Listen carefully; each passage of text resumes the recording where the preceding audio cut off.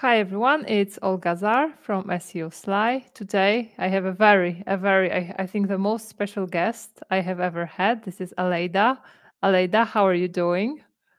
Hello, Olga. How are you? It's very excited to see you again.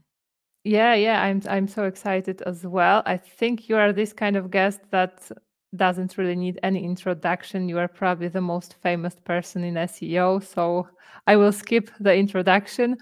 I'm very happy because I thought when we set up this recording initially, I thought I would be just recording. I won't be knowing you in person, but now last week exactly a week ago, I had a chance to meet you in person on Barbados, and it was so much fun. Did you enjoy Barbados? Yes, it was a very different conference, much more laid back, with an amazing atmosphere, and the people also willing to network and share in a different environment, right? I think that the tropics do that to you 100%. So, and it was such an amazing surprise to be able to see you there. One of the highlights of the event for me. Yeah, the same with me. And I totally loved your talk on the second day. So it was awesome. So I will be studying the your presentation in detail because, like my husband, also he was also there. He also loved your talk a lot. Thank you. I really, really appreciate it. I mean, it's not, let's say, trending topic type of stuff, but I truly believe that this is the base of SEO consulting, Yeah. right? Like doing things in a way that has actual impact from an execution standpoint and a revenue standpoint at the end of the day. Yeah. Yeah, totally. And it was packed with so many tips, so many things that it was like it could easily be turned into like a 600 pages book, I think, if you wanted to expand on each thing you mentioned there. One day. Okay, yeah, yeah. Okay, Aleyda. So I want to get to know in detail your SEO story. So can you tell me how it all started for you, when it started? I learned from you that because at first I thought you were from Spain. So maybe if we can start from there. So when you moved to Spain and kind of how it all started in SEO for you. Yes, I am originally from Nicaragua and I moved to Spain in 2006. Before coming to Spain, I was a web designer slash front end web developer. Oh, And yes, and that was a time in which I was working actually at a newspaper in the web development department of oh, a newspaper in my country. Indeed. And I also designed websites for clients at a site, and I had designed also websites before that at ISPs, like internet service providers, were like, imagine at the time, especially in a small country like Nicaragua, these were the type of companies that used to design websites or develop websites for clients, right? Third party clients. So it was always a question for me about how do you bring traffic to these websites, because that was always the challenge, right? Um, After designing, developing, launching, like what else, what next? So I started playing a little bit with Google Ads. I started also to get and consult for more e-commerce type of clients. So eventually I realized, no, I need to learn more about e-commerce, digital marketing, bringing traffic to the websites. And I subscribe, I register to this e-commerce master at the University of Salamanca, which is a university here in Spain. They offer, it's a 2 years master. They offer the first year online uh-huh. and the second year in person. So I did that, and eventually I moved to Salamanca to study the second year. While I was in Salamanca, the first thing that I started to do was to apply for jobs. I was able to work as a part-time as a student. So I started to apply for jobs. It was a little bit of a challenge because nobody wants to do the hiring per pay work for a foreign student, of course.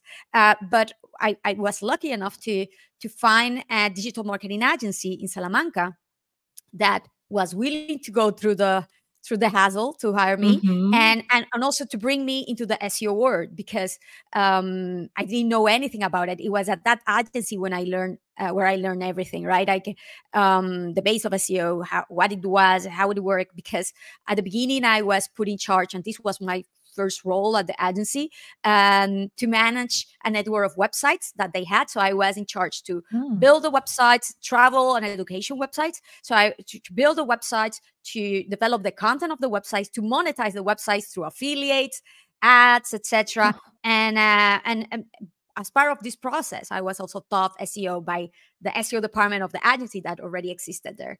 And I realized, like, oh my God, this is the best way, the scalable, organic way to grow these websites, and any website for that matter, especially at that time, right? Like, I also loved how there was a mix of the activities that I already knew and loved, right? So the technical aspect as a web developer / web designer, the content aspect from a marketing standpoint that I wanted to learn more about, and that is why I came to study to Salamanca at that point. So it was like a win-win-win for me to start learning more about SEO, and eventually, because I really liked it and show, let's say, interest on developing more in SEO specifically.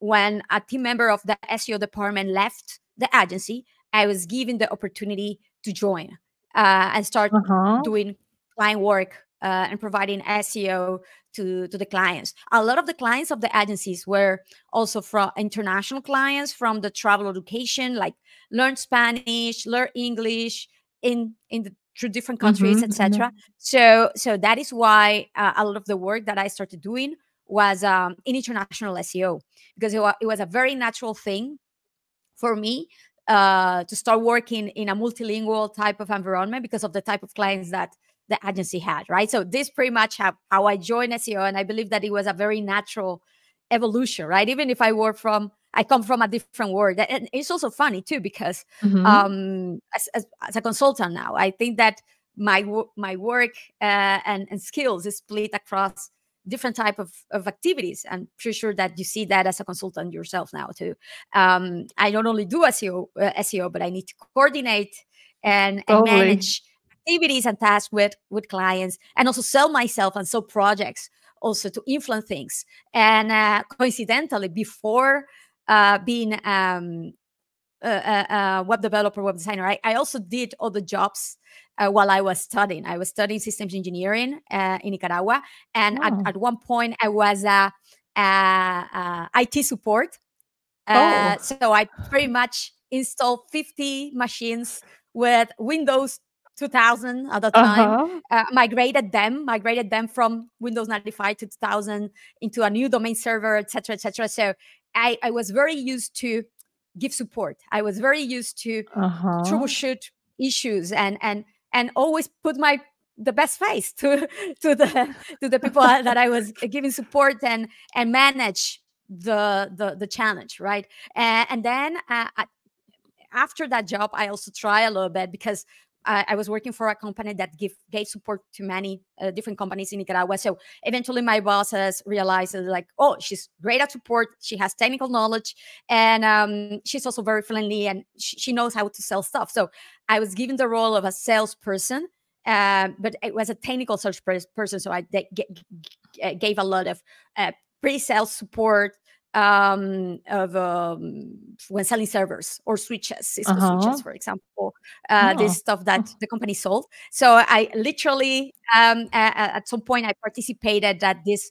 public, I don't know how to say exactly the word in English, but listations of work. So I did proposals of the hundreds of pages documenting the features that the machines that we were selling, how they comply with the rules, and these were very strict type of proposals. So all these skills, crazily enough, even if when you think about it, they look completely unconnected, disconnected, right, to each other, are eventually, when I started and I became independent as an independent SEO consultant, they all became super helpful for me, because I was not only knowledgeable in SEO, but I also knew how to give support, how to sell my service, how to manage all of this coordination stuff. So Yeah, indeed. So this is something that I want to mention because more and more I see SEOs who are SEOs now because they took an SEO course and they were taught SEO from scratch, which is amazing, by the way. I mean, I don't think that that is bad. That is amazing to accelerate your career. However, I truly believe that if you want to excel as an SEO, you do need as much as possible these additional skills that will highly facilitate your life, because SEO stops being a knowledge problem very quickly, right? Like there's a learning curve, and after that learning curve, after a couple of years, you already know how it is, right? So and it becomes a management problem, execution problem, selling problem, influence problem. And I was lucky enough to have all of these additional skills because of my previous SEO life or non-SEO life. But it's important that SEOs realize this so they can complement their skills with additional courses, additional training, doing other type of work that can highly help them to achieve stuff as SEOs now. Yeah, I now way better understand kind of how is it like the miracle of you, I would say. But talking about the courses, expanding on other skills than SEO, is there something like specific you have in mind you could recommend? Yeah, for example, I love the more courses now focus on the so-called soft skills, which I believe that the name soft skills are sort of like undermining, right? Because they look easy, but they are not. They are like the hardest ones. The SEO MBA from Tom Critchlow. I don't know if you have seen it. So these are courses focus on these soft skills on how to sell, how to develop business skills for SEOs, leadership skills. I'm going to send you the link here. Is one is executive presence, and the other is the art of client management. Both are fantastic. I have had the access to them and gone through them, and I think it's fantastic information that can highly help you and accelerate this this knowledge. Then there is this other group of courses that I will link them. Yeah, thank you. Yeah, that Adam from the SEO Sprint has put together to become better at SEO execution, to think as a product manager. And I'm going to link here the course.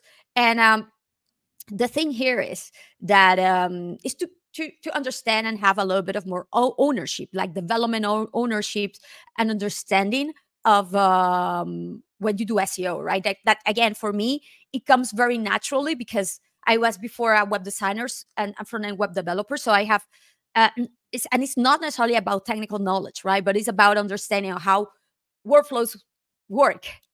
And from a web development standpoint, web designing standpoint, which I have an understanding because of my background, but it might not come naturally if you're starting from scratch in SEO. And I believe that Adam Gant's courses that are here are fantastic for that. From product ownership, product planning, dev and partnership playbook. Also at one time after I finished university and starting the master, I did a 1 year or so project management course too in Nicaragua. There were some programs along with the Tech of Monterrey University, which is a Mexican university that is pretty well known. So they send teachers, instructors to Nicaragua to give this additional advanced skills, let's say, from a management standpoint, to especially target to people who had graduated from engineering school, as it was my case, to complement the technical knowledge with additional management skills. And I took it, right? It was hard because these were night courses. So I worked pretty much during the day, and I ended up going to the courses at night. But I was able to learn, again, the basics of management, planning, P&Ls, and the business side of development, right? So this again has come quite handy now with my own company and consultancy. So highly recommend these courses. I mean, if you want to work always as an employee, I think that at least having the soft skills is important, because you will always need to sell yourself internally within the company, especially if you want to have a leadership role eventually. If you want to work at an agency, also these skills are important. If you want to work as an independent consultant, are even more important, right? Because Yeah, they are like all critical, this I would say. Yeah, totally. 100%. Yeah, totally, totally. Okay, so if I'm counting correctly, you are about 18 years into SEO or so, more or less. I started in 2007 in SEO. Okay, so yeah, a long time. Yeah, awesome. Okay, so can you tell me, when did you start your own company? When did you decide to go solo? Like, at what point in your career you had the confidence to say, okay, now I can do it on my own? Yeah, this is interesting again. And I love that you asked this question, because I do feel that nowadays, especially younger generations of SEOs, they look up and they see all the people with that have the visibility that I have or that you have, and they don't realize how long it takes, right? And the reasons, Uh-huh. and that everything takes a little bit of time to get where it should, right? So context is important here. I became independent in 2014. So 7 years Uh-huh. already into SEO, almost now 9 years ago. Next year will be 10, finally. But it was because literally after a series of jobs that I had, both in-house and as the agency side, unfortunately, I went through these bad experiences of not being Uh-huh. able to get stuff done, of not getting approvals, of not being sold the project as it was really, or the role of the functions that I will do eventually. Anyway, it was, let's say, a challenging time in my career, a hard time in my career. A lot of people think that, oh, she doesn't have hard moments, whatever. No, I am here because I have gone through a lot of bad moments that have led me to end up building my own thing, right?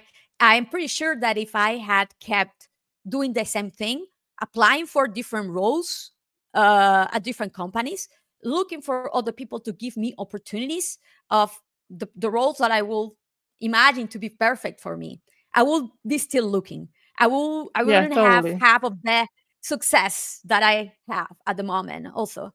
Um, and so Totally. I eventually realized at that point in my career, it's like, look, whether I have bad luck or whatever, especially also I was still working here in Spain, even if remotely. So that was a little bit of a restriction if I didn't want to move, because also remote work was not as common at the time.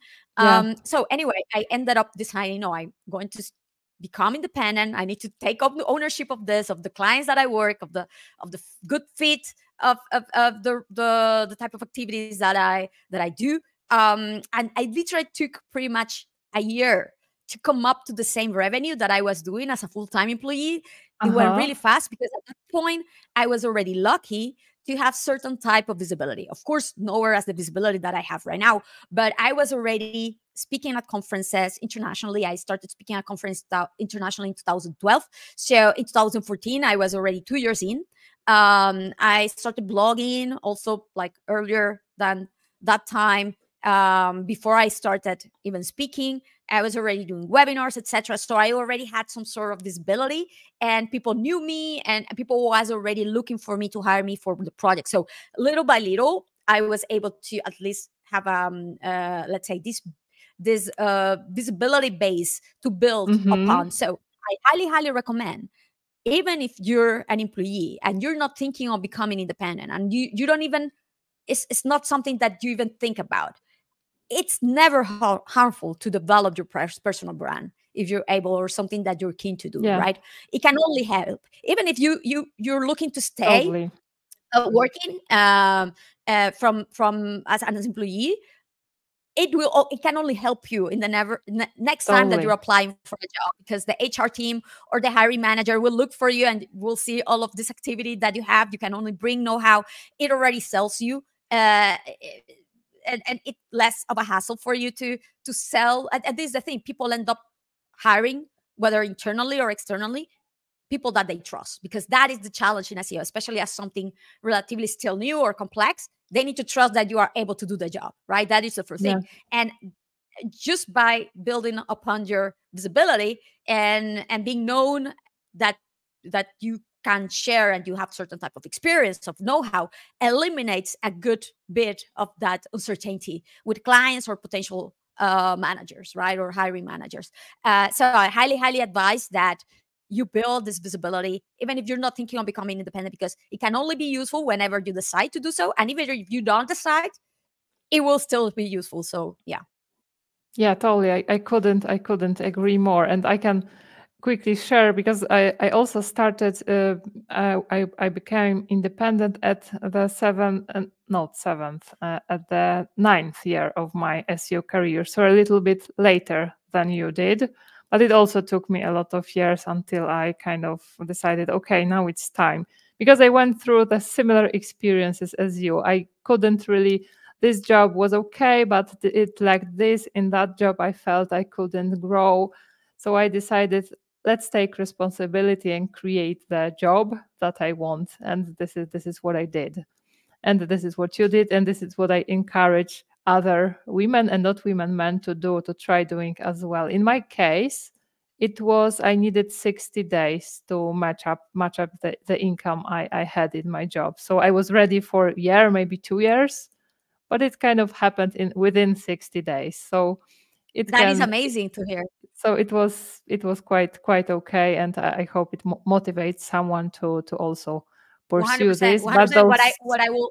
What I will highly advise, if people are actually looking into this, just like, of course, being responsible, you should at least have a few months of savings, just in case totally. when you do the jump, because you know. And what I will highly recommend is to, at least for 1 year, to start sharing around in the industry, your know-how. Whether in blogs, in webinars, in virtual or in-person events. Networking also helps a lot, even if you're not speaking, right? If that is not something that you enjoy to do, no worries, but at least get yourself out there, because it will be much easier that someone refers you organically, totally. Right? Like whenever they understand that you're available for work, that they will refer to someone. And this is only natural, right? You refer to someone that you trust, that you like, that you already know, much more easily than others for a job.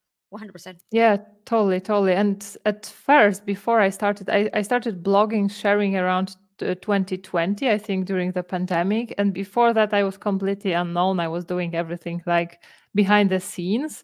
And when I started, and I was thinking about going solo, but I didn't really know how to do it. I was thinking how I would sell this, how I would do it. I didn't have any plan. But when I started sharing, so many opportunities, so many people appeared, and it was basically because of the fact that I started sharing, writing, participating in online community, that I was also like able to finally go solo. Without that, I don't think it would be possible to do it that quickly. Okay, Aleyda, I have a question. How big is your company right now? Is it just you, or are there like 50 people behind you?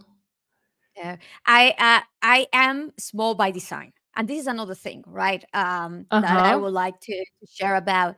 There are many ways to grow. I think that a lot of people, and one of the things that they think and they're afraid is like, okay, if I go independent, the way to grow eventually is to build a big agency as a consultant or a big company. And I don't want to be an operator. I don't want to be a manager. I'm not a business owner, and I dislike the side of the hassle, right, of operating a business. I like to keep consulting for clients, and I enjoy doing SEO. And this is the type of role that I designed for myself to do. I have a couple of people helping me, doing the legwork, that work with me. And then also another person helping me with the operations of the company. But it's pretty much myself handling the work with my clients. My clients understand this, and this is what the reason why they actually hire me, versus any other agency. They want to work with me. They want to bring someone who will be able to go deep in whatever challenge they have.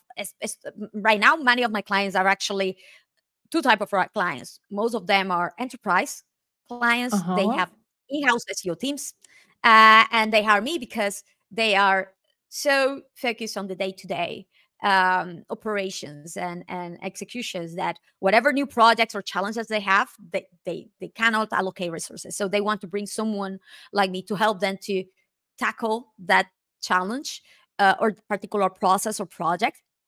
And unfortunately, many agencies, the people who they have handling projects, are not necessarily the most savvy or experienced person, because they are the SEO director who organizing everything, not necessarily working with the client day to day. They have many times even executive for that, who have like 1 year and of experience, 2 years of experience. So it is much more harder to rely completely on a very complex project or challenging projects.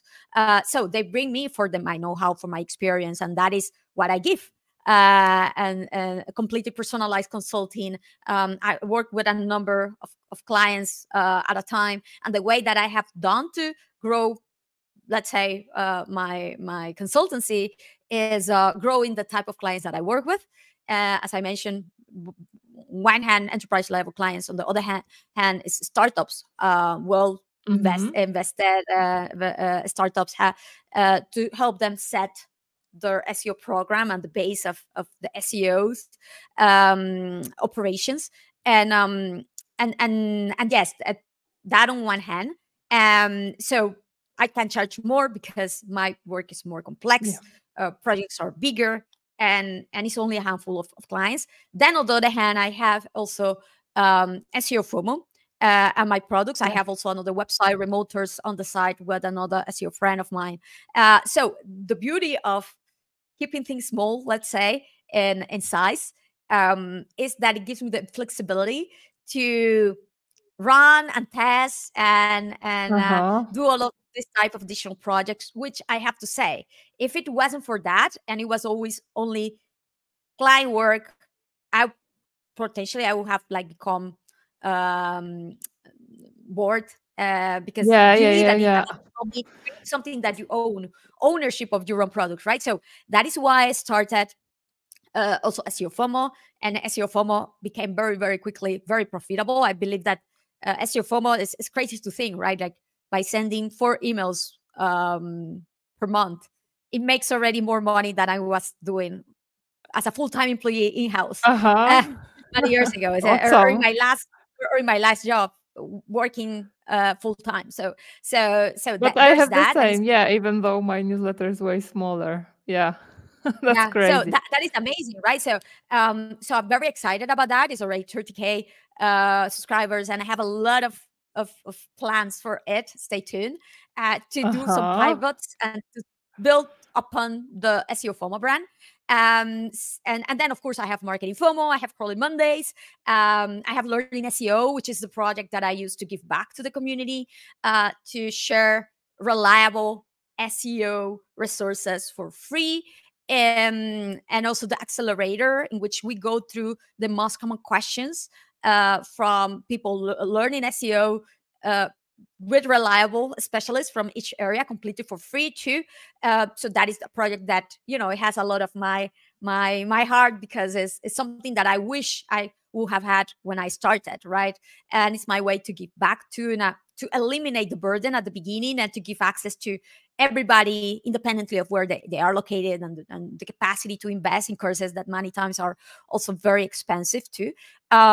So I am able to do all of this at the same time. I have the flexibility because of the model that I have designed for myself, right? If I had been the typical agency owner with 50 people, whatever, going into the operations of how I keep more clients coming every single month, just to be able to keep up with salaries and operations can cost, I would have hated it. It's not me. I am totally the same. don't be afraid to build up your own path of what you create, based on what you like, of who you are, your strength and interest to. The agency path is not the only way. The typical tool path is not the only way too, because I see a lot of people building SaaS, which by any means I love, because these are tools that I can use. But I can also see how I need something else, something different, because I'm we all unique, right? So I love Totally. the path that I have followed. I'm very proud and very happy. I'm very excited, especially with this project's SEO FOMO learning SEO, because of how the impact on when, and then the opportunity that it has opened up for a new different type of product in the format of a newsletter in the other case. Yeah, totally, totally. This is awesome, like so many things. And talking about your newsletter, SEO FOMO. So when did you start it? I started actually as in 2020 too. So In 2020? just yeah, yeah. So Oh, just for context here, just for context, every year I try something new, something different. So in 2019, it was Crawling Mondays that I started, uh-huh.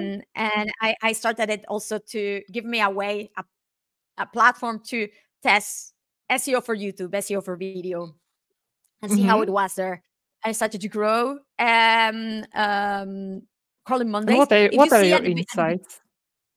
Yeah, sorry sorry. to interrupt. Sorry to interrupt. I just wanted to ask, what are your insights about SEO for video in this from this project? In YouTube is more about conversion optimization, honestly, and community management that actual SEO within the platform, because um, most of the traffic of videos in YouTube rely not in first time searches or one time searches as people do in Google, but on suggestions Yeah. of your video within the platform based on interest matching, topical relevance matching, and then your subscribers behaviors, if or the user's behavior, sorry, if the user has subscribed, if the user has ended up like watching the full thing, so they are recommended more videos from your channel or everywhere, not only in that same screen, Mm-hmm. etc, etc. So yeah, there's a role in the retention, the engagement,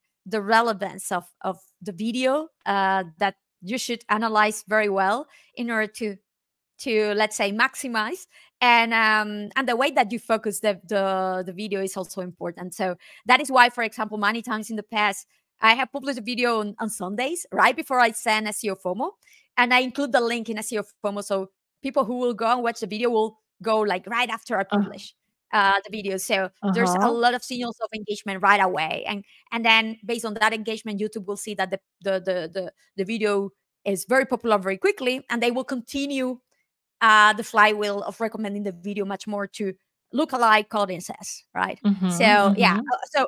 as you can see, it's more of like an engagement, community, conversion optimization rather than purely SEO. Of course, you should optimize the title, the description, the hashtags, tags, etc. But there's only so much, I think, that you can do with uh, the SEO fundamentals, and much more on this type of engagement and let's say community management Yeah. side of things. Yeah, totally. Totally. So coming back to newsletter, I got you off Yeah. track. So yeah, I Like started in 2020 and so 2019. many Yeah. subscribers. Yeah. And then I decided, okay, when I started to grow Crawling Mondays and saw how challenging it was, I was like, okay, how I can own my audience to send to the videos because I want to send Uh-huh. to the videos. One of the typical tips that you see around is like, oh, if you have a community, you send the link to the video and to increase the engagement right away, things like that, right? So it's like, okay, it's true that I have a good social following, and then that was true back then too. But the reality is that this is a following that you don't own. This is a following that um, the attention span is very very small. You tweet something, you share something in LinkedIn, it's like uh 1 second to engage or Yeah. not, right? So it's not something that you own necessarily or control a lot. So I decided to retake my newsletter because I saw that was the other area that I hadn't tried, that I hadn't tested, that I saw a lot of information of people saying how valuable it was to own your agency, to build a sort of community without calling it a community, right? Or the hassling of coordinating or moderating a community. So I started to create the newsletter as a test for that year, and it became very the growth was amazing very quickly. I It's true that I didn't start it from scratch. By the way, I started with 1,700 or 1,600 follower subscribers that I already had from my newsletter, from my website, because many years ago, it was in 2015 or so, that I had some when I redesigned my website, I had some newsletter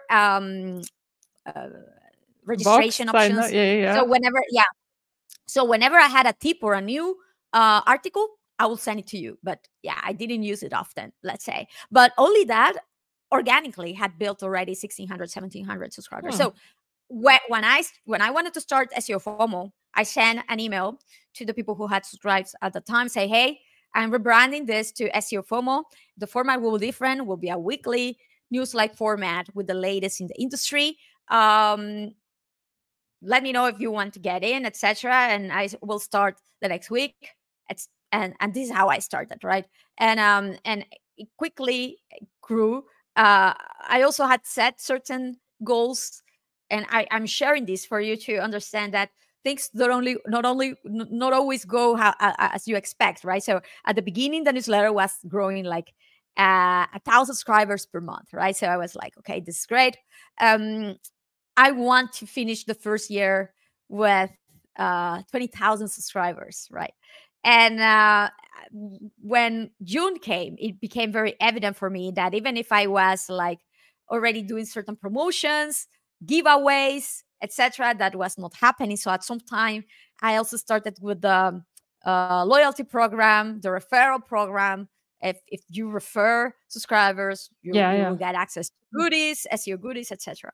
So this is how I started playing around and seeing how I can evolve more the newsletter, right? Like right now, the newsletter just reached the 30,000 subscribers a bit ago.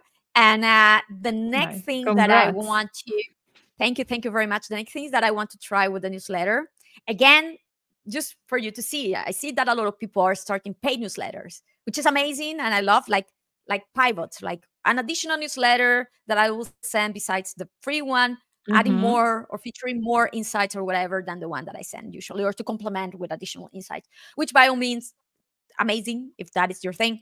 I want to do something that also allows me to grow faster. And I can definitely see how the paid newsletter can allow you to monetize faster, not to grow. But thankfully, I'm doing very well from a monetization standpoint. So I don't need to incentivize that point, but I want to incentivize more the growth, right? The scale of the growth of the newsletter. And that is why I'm going to launch something soon, expected, hopefully at the beginning of next year, of 2024, that will complement the newsletter very well. That will be something completely free too. So as you can see, I'm always testing new things, validating ideas.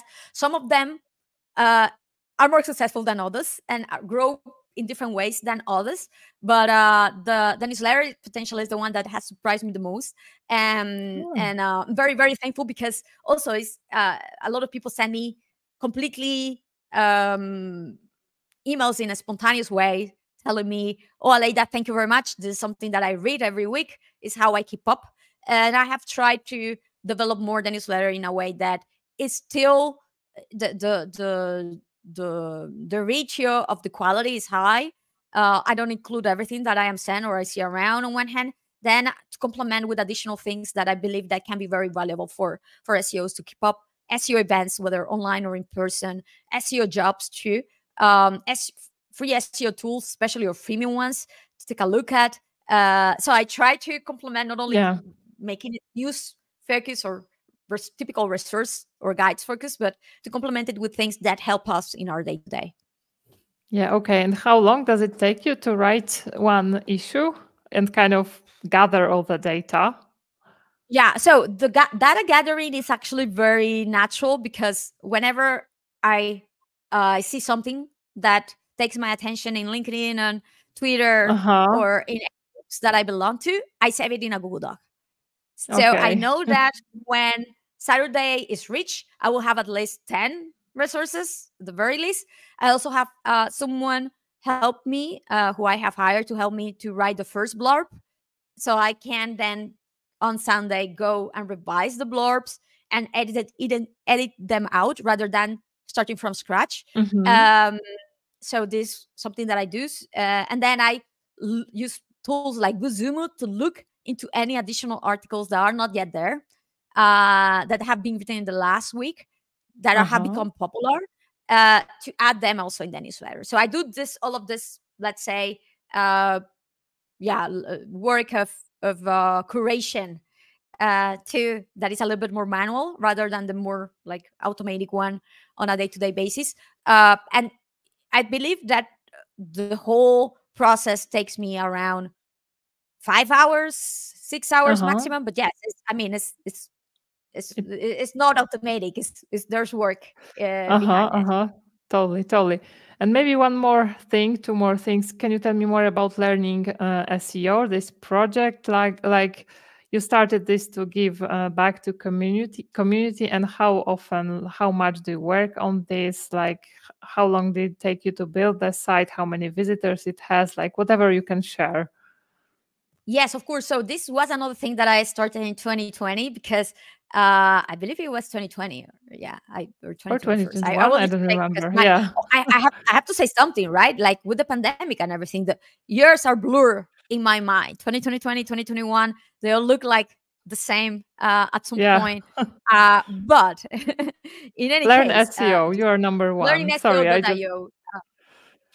Yeah. So sorry, it was 2021, actually, 2021, in February, not in 2020. So I started the website as a way to compile good SEO resources in a single place, in a way that it's organized in a way that facilitate the learning process, rather than having many guides and in a way that are disorganized or doesn't really make sense from a learning process. So you don't start learning technical SEO before learning about how search works, right?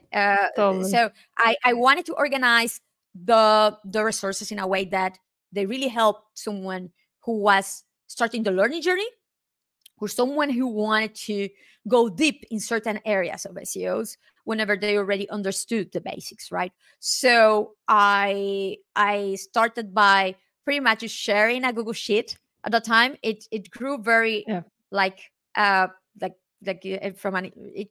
through many iterations, and it was a process that it started like a very basic MVP, right? And eventually, I started to add more. I created a website myself from scratch with different areas, etc. But yeah, it was not the best looking websites. My skills as a web designer / a front-end web developer have been gone since a while ago. So eventually I realized that I needed help with it. So I hired the agency, the web development design agency of a good friend, Tana Ligato, who's also an SEO based here in Spain. And they did an amazing job with my vision, because I share a few insights with them about what I wanted, which have given me a base to build upon, because what I also wanted to do for a while was to not only create these resources or aggregate these resources for others to consume easily, reliable resources, but at the end of the day, these are resources that you need to go through, and many times won't necessarily tackle the particular question or challenge that you have about that topic, right? And many times these are questions and challenges that a lot of people share, because are very common to have when you're learning SEO or that particular topic in SEO. So to tackle that, I started the Learning SEO Accelerator program, where I chose 15 people from all over the world. And a lot of these people I love they're only 1 or 2 based in Europe, right? They are from all over. They are from areas where they wouldn't have had the chance to learn SEO easily, because there are not that many companies or agencies where a lot of people in Europe or in the US will tend to learn more to have the access to this type of roles. So these are people who are coming from countries who don't have that type of access to have this trusted, let's say, support in their SEO journey. So it's great because they have a lot of the questions that I wanted to answer for the audience. So what we do is to do this pretty much weekly or bi-weekly sessions, going through every area of the roadmap, SEO fundamentals, technical SEO, content optimization, link building, how to develop an SEO audit, SEO coordination, SEO reporting, setting SEO goals, setting an SEO strategy. We did one about WordPress SEO a few weeks ago. Today, actually, we have the Wix SEO one, and early next week, it will be about Shopify SEO. So we go through every area of the roadmap, and we have already covered like 13 topics or so, answering the questions, the main questions about each area, tackling the common doubts of the participants who have been chosen around the world, and then also publishing these videos, recording on a YouTube channel that I have created for it, and also embedding these videos on the website itself. So whenever who lands on the technical SEO section, they can only have access to the resources, but also tips that I have asked around the community to give people learning about that particular topic that I have also included there, FAQs that I have created myself, and also additionally the embedded video going through the questions during an hour that we asked people or SEOs who are highly specialized in that topic. So I am the host. I introduce the topic, and then I go through the questions that the participants have left. So I truly believe that these areas of learning SEO become like quite satisfying, let's say, in the goal of learning that particular topic, because you have all of these different bits of information, not only external resources, but also tips, FAQs, the video that you can watch that can highly clarify the doubts that you will have, and all this for free in a reliable way. And hopefully this will highly facilitate the curve that many people have when starting in SEO or in any particular area within SEO. This is amazing. Yeah, I now understand why you rank #1 for Learn SEO above Google, above Moz, SEMrush. You are just #1. Yeah, I am there. I'm trying. I am not yet #1. I'm number 3rd. You are #1. On my side, you are #1. Yes, in Europe, not in the US. Yes, in Europe I am #1, but not in the US yet. I guess because the other websites are US based and more focused and have more popularity signals coming from the US. So please go ahead, especially if you're US based. Go on, link back to learningseo.io. Yeah, and click that 3rd or 2nd. Yes, and search and click. Now that we have the confirmation about clicking behavior, yeah. Totally. And maybe one more word about remoters. So if someone is looking for an SEO job, this is the place to look for offers. I remember there are quite a lot of offers there, right? Yeah, indeed. So I include SEO jobs of every type in SEO FOMO. And other, remote. yeah. But yes, in remoters, we have remote jobs of SEOs, content marketing, product marketing, like whatever type of remote role. We have a job board for that in remoters. And we also have guides and tips of how to work remotely, how to succeed remotely, digital nomading, etc. So I highly advise if you want to learn about that, or you want to have more opportunities, remote opportunities from every area, you can subscribe also to the jobs alerts there. Awesome. So one final, a bit personal question, like how many hours per day do you work? Do you work over weekends? Like how do you manage to do all of that? Like how many hours per client? How many hours for those other projects? Like more or less, if you can estimate. Yeah, it's very difficult for me to estimate because honestly, and this can sounds a little bit cheesy, but I'm having fun, so I don't necessarily track or consider this job, right? Like, so for example, and also I'm very flexible with my schedule, and that is the beauty of being self-employed, right? Yeah. So literally, I like this call with you is my first. I was sitting on my desk before I was jump roping. I like to jump rope as an exercise, and I was taking coffee and answering emails. So I was working, but didn't feel like a work because I was watching the news while I was following up with emails. So I take it easily in the morning. I work much more in the much more focused in the afternoon, because also I have a lot of the clients calls that I have are at the end of the day, because many of them are US based. So they are in the afternoon.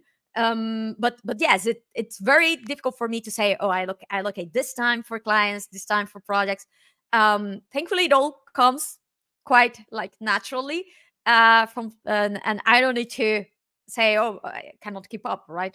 But yes, I'm not going to lie and say that I don't work a lot. I do, right? But again, I believe that this is because of how I was raised and how I am. Everybody's different, right? So I literally, since I was in my second year of university, I work full time as a web designer. This is when I started to work as a web designer, from 8 to 5:30 p.m. And then I used to go to the university from 6 to 9 p.m. Don't ask me how I did it, but I graduated as a systems engineer doing this. And then don't ask me how, but I did have time to party.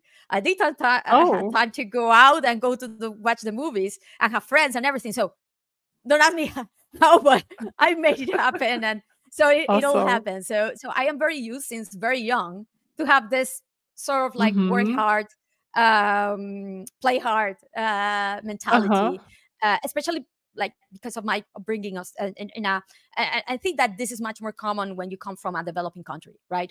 Since very early, when I was very young, my dad always was like, you need to give it all, you need to have the best grades, and not for the sake of best grades, but because if you want to have opportunities, they are not going to look into the people who have bad grades, right? So that's the reality of it. And so that was the mindset that I always had, of giving it all, giving your best, not being the mediocrity was not an option for you. You need to really try it.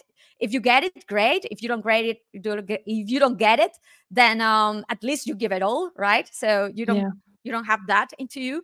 So so this is something that I have applied that type of work ethic through my whole life, right? So now when people ask me, it's like, how do you do it? It's like, well, it feels just my day to day, like, because it has been always a natural thing for me to do in my life, right? So yeah, there's that. Okay, awesome. So Aleyda, so the best place to follow you is, of course, to subscribe to your newsletter. And yes, where is the best place to reach you other than newsletters? Of course, newsletter, seofomo.co.co. Also, I am in Twitter still, or X, or however it's called these days, at Aleyda. I'm also in LinkedIn, sharing more because of all what is happening next. I am sharing more in LinkedIn too.